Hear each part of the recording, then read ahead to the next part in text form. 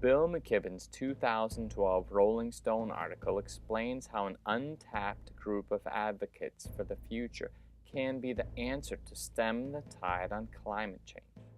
In case you think that global warming is a fairy tale, McKibben begins with explaining that the June of 2012 broke or tied 3,215 high-temperature records across the United States.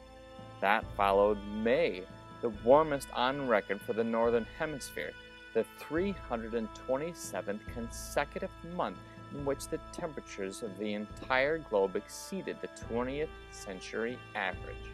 McKibben challenges that international efforts have always been superficial. 2 degrees Celsius, seemingly arbitrarily selected as the barrier between survival and desolation, gained prominence in a 1995 climate conference. He points out that with the subtle 0.8 degrees Celsius rise we have seen so far, a third of the ice in the Arctic is gone and ocean salinity has rapidly increased. It's easy to imagine a catastrophe that we would see with a 2 degrees Celsius rise. 565 gigatons is the quantity of CO2 required to raise the planet's temperature by 2 degrees Celsius. This was determined through the use of 40 climatological models by the National Center for Atmospheric Research. This number becomes harder to escape when we consider the CO2 production efforts of prosperity in developing countries. They should really do something about it.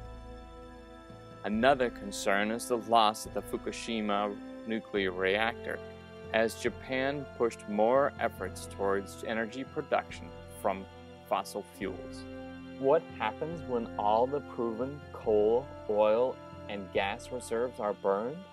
We release 2,795 gigatons of CO2 in the atmosphere, 5 times the 565 gigatons required to reach 2 degrees Celsius. But we're more efficient now, right? We have Energy Star ratings.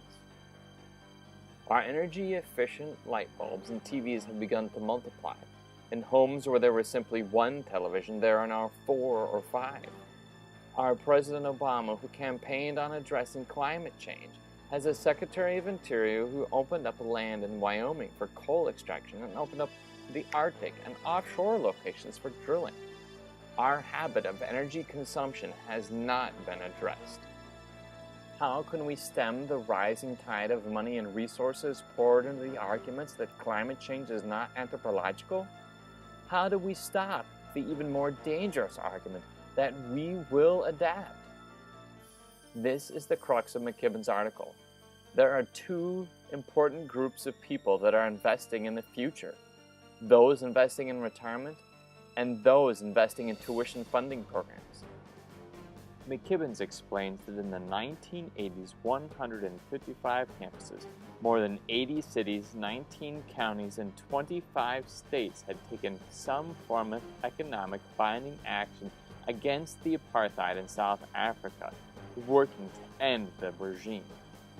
Economic movements like this can stem global warming.